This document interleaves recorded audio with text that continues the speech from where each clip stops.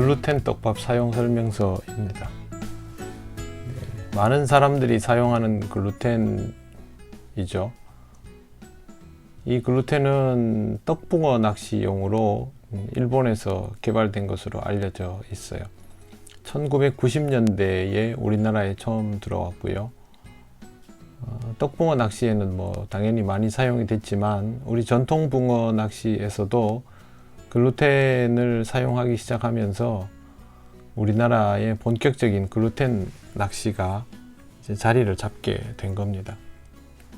지금은 굉장히 많은 분들이 낚시 장르에 상관없이 글루텐을 사용하고 있고, 오히려 빈도가 떡붕어 낚시보다 토종붕어 낚시에서 더 높은 경우도 보이고 합니다.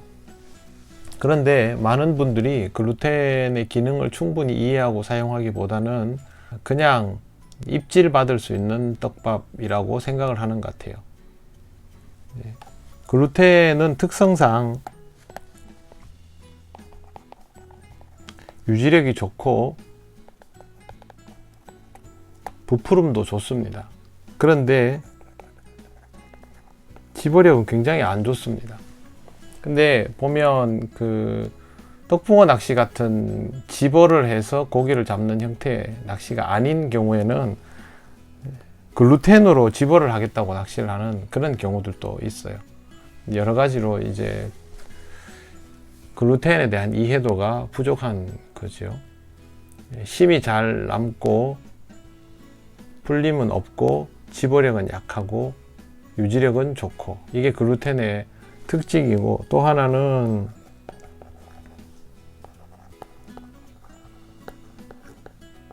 조정이 매우 어렵습니다. 조정 폭이 좁아서 실제로 그래서 글루텐은 절대 쉬운 떡밥이 아니에요. 어려운 떡밥입니다.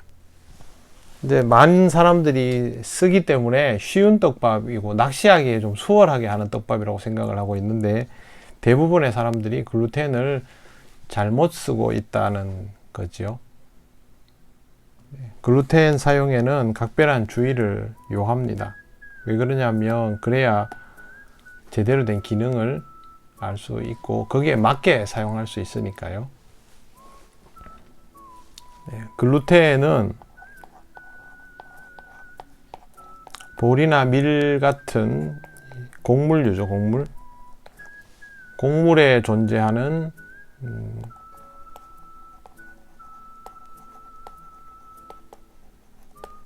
불용성 단백질이죠. 점착성이 좋고 덩어리지고 부풀어지고 그런 특징이 있습니다. 점착성 때문에 점착성하고 부푸름 때문에 먹이용으로 쓰여졌다라고 알려져 있죠. 그동안 우리가 이제 일본 M사의 글루텐들을 대부분 사용했죠. 여러 가지 종류들이 있죠. 무거운 거, 가벼운 거 해서 물성표를 보면 여러 가지를 알 수 있는데, 저는 우리나라 글루텐을 가지고 설명을 좀 드리려고 해요. 우리나라에 글루텐이 없으면 저는 일제를 쓸 거예요. 근데 우리나라에 좋은 글루텐이 많이 나오고 있기 때문에 굳이 그거를 쓸 필요는 없을 것 같아서, 또 앞으로 또 우리 떡밥을 조금 더 익히는 차원에서 그렇게 이제 우리나라 글루텐 떡밥을 가지고 설명을 드릴 텐데, 저는 부풀이를 중심으로 설명할 거예요. 왜 그러냐면 이제 저하고 원래부터 이제 오랜 조우였고, 물어볼 때도 거기 물어보기가 제일 좋고 설명도 상세하게 들을 수 있으니까 쉬운 길을 놔두고 어려운 길을 찾을 필요는 없잖아요.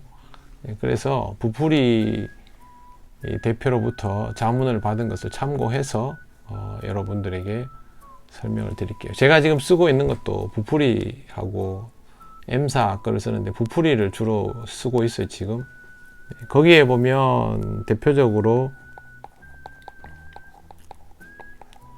알파경, K3 딸기라 그러죠. 딸기.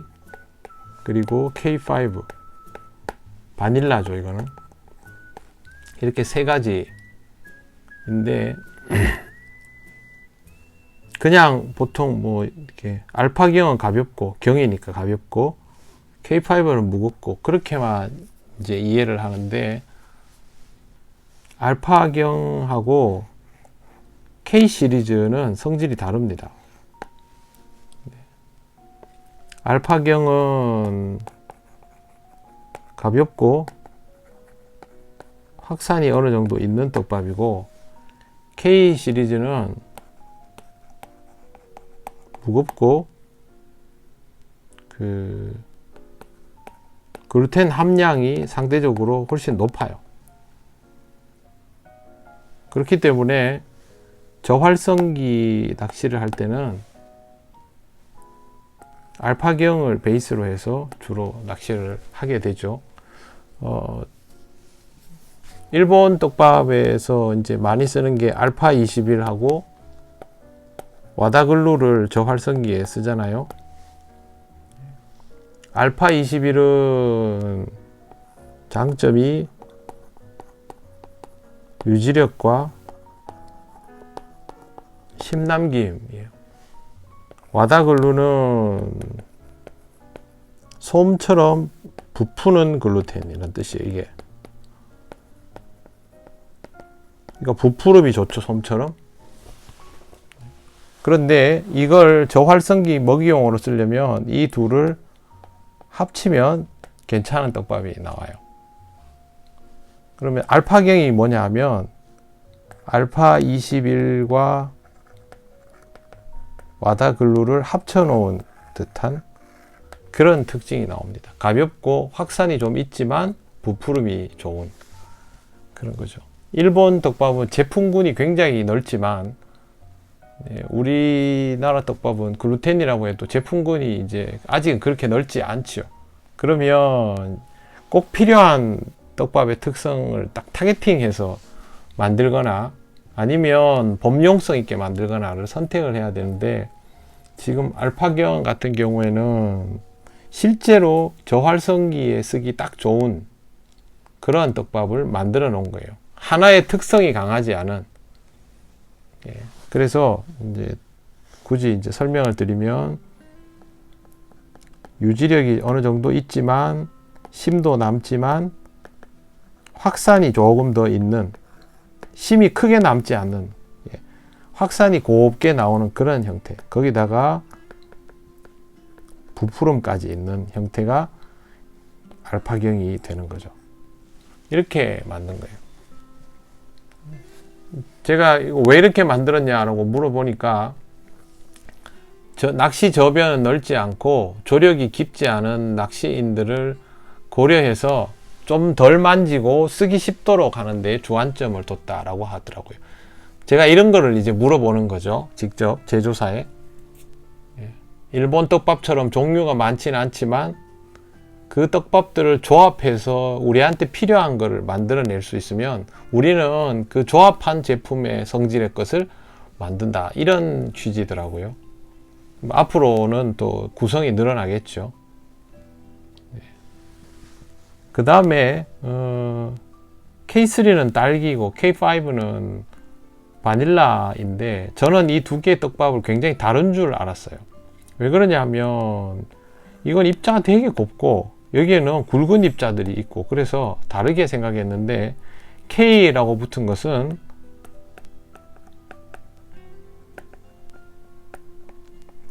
글루텐 함량은 동일합니다. 원분 함량 자체가 높은 떡밥이죠. 그러니까 알파경에 비해서 K 시리즈가 글루텐 원분의 함량이 높습니다. 그리고 색깔은 차이가 있고요. 이건 붉은색이죠.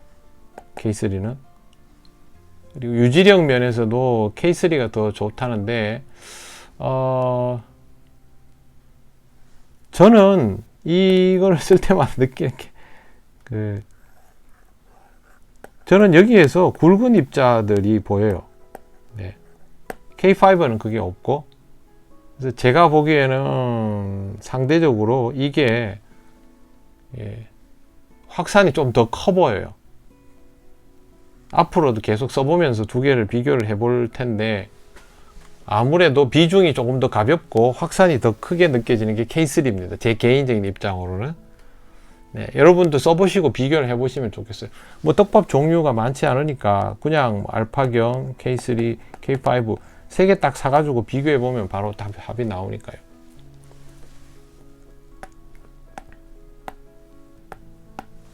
자, 이렇게 해서 크게 세 가지 떡밥이죠. 가볍고 확산이 조금 있지만 심남김이 어느 정도는 보장되는 알파경, 그 다음에 글루텐 원분 함량이 많은 K 시리즈. 근데 K 시리즈 중에 K3는 제가 실제로 사용해 보기에는 입자감이 좀 더 있는 떡밥인 것 같고요. K5는 진짜 그 곱게 바닐라 향 나는 곱고 심남김이 아주 확실하게 되는 무게감 조금 있는 그런 떡밥. 저는 그렇게 구별이 돼요. 그래서 이걸 가지고 응용을 할 수 있겠죠.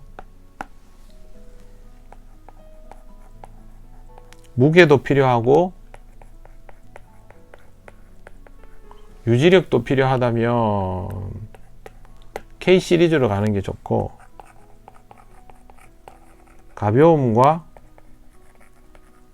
확산이 필요하다면 알파경으로 가는 게 좋겠죠. 뭐 일본 떡밥도 마찬가지죠. 좀 무게감이 있는 게 필요하다 그러면 요즘은 예전에는 뭐 혼글루, 네, 스고글루 이런 쪽으로 갔을 거고요. 저활성기 확산이 필요하다 그러면 좀 전에 얘기한 것처럼 알파 21, 와다 이런 쪽으로 갔겠죠. 네, 그렇게 접근을 하면 돼요. 그러면 이제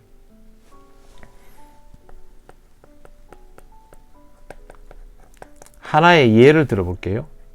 예입니다. 예.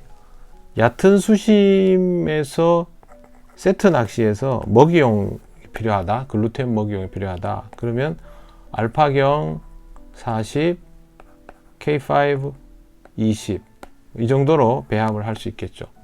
그런데 이게 2m 이상, 노즈에서 2m 이상이면 이제 깊어지기 시작하는 거죠. 여기에서 먹이용이라면 알파경을 30으로 줄이고 K5를 30으로 늘리고 그렇게 하면 되겠죠. 왜 조금만 주냐 하면 확 늘릴 필요가 없어요. 그러니까 조금씩 변화가 줘야 되겠죠.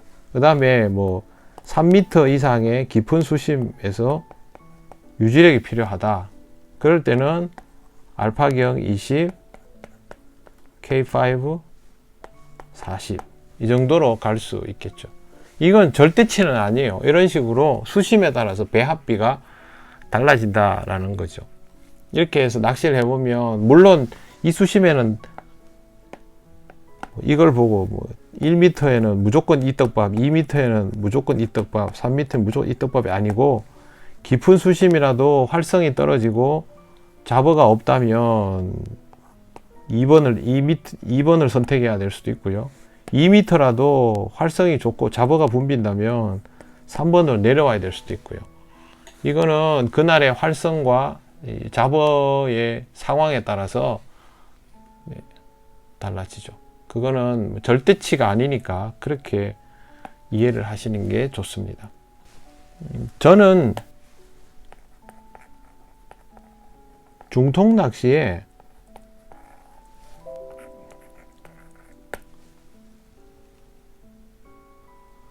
K3를 많이 썼어요. 이게 그 원인은 모릅니다. 딸기향 이게 은근히 집어가 돼요. 왜 그런지 저는 몰라요. 전체적으로 고기가 더 몰려요.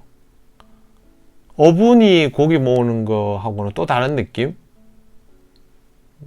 그래서 자연스럽게 서서히 집어를 하는. 근데 잔챙이들도 모여서 이제 그게 좀 문제이죠. 그러면서도 심남김이 좋기 때문에 K3를 중통 낚시 먹이용으로 많이 썼어요. 그리고 이거는 그 정통 붕어 낚시 있죠, 찌올림. 거기에도 잘 맞을 거라고 생각해요, K3는. 그 일본 그 마르큐 떡밥 중에 5번 뭐 이런 거 있죠. 유지력 좋은 거. 약간 그런 느낌인데 딸기 향이 들어가. 그리고 입자가, 그러니까 심은 좋은데, 심 남김은 굉장히 좋은데, 뭔가 입자가 더 있어요. 얇은 프레이크 같은 게. 그게 이제 조금 더 주변에 있는 고기들에게 어필이 되는 것 같고요. 그렇습니다. 그래서, 가장 기본적인 거는 알파경하고 K 시리즈를 배합비를 맞추어서 원하는 먹이용을 만들 수 있다는 것. 그렇지만 이게 집어력이 좋은 것은 아니라는 거죠. 좁은 구간에 느린 템포로 할 수 있는 낚시에는 특별히 강한 집어력을 요구하지 않을 때는 이걸 그대로 사용할 수 있고, 중통 같은 데서는 오히려 K3를 많이 사용할 수 있다는 거. 그 정도만 이해하시면 돼요. 그리고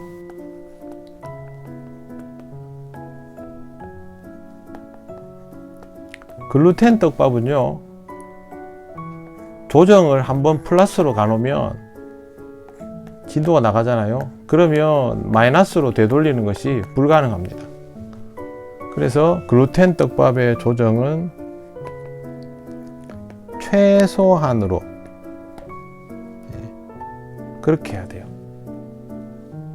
수분을 줄 때도 손가락 끝에 물을 찍어 가지고 똑똑 떨어뜨리는 정도여야 되고, 손으로 눌러 줄 때도, 손압을 줄 때도요, 정말 미세하게 주셔야 되고, 밥달기에서도 꽉꽉 누르면 못 되돌려요.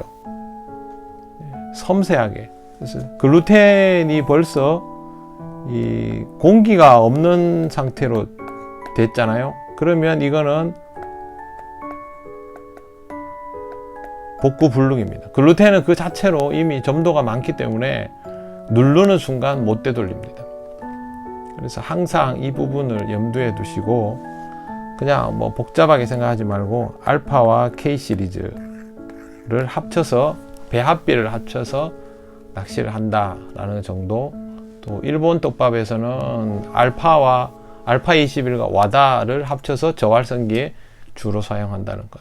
그 정도만 이해를 하시고, 조정이 쉽지 않으니까 굉장히 섬세한 조정을 필요로 한다는 것. 그 정도만 하면 글루텐에 있어서 가장 필요한 것들은 이해를 하시게 되는 겁니다.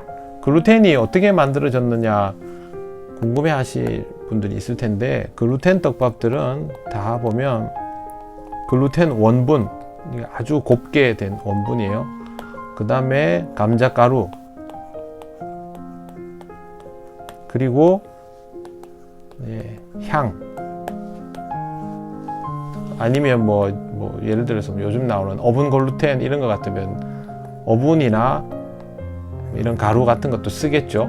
근데 기본적으로 글루텐은 원분하고 가루의 비율로 만들어지고, 이 가루도 제조사에서 굵은 입자로 할 건지 고운 입자로 할 건지, 굵은 거의 비율은 얼마, 고운 거의 비율은 얼마, 이렇게 할 건지를 결정하는 거죠. 감자가루가 들어가 있다 보니까 글루텐 떡밥이 감자랑 이렇게 합쳐도 상성이 되게 좋죠. 물에 들어가면 감자가 이제 글루텐의 이 그물망에 있던 것들이 녹아내리죠. 탁탁 튀기는 거 아니고 거의 흘러내리죠, 감자는.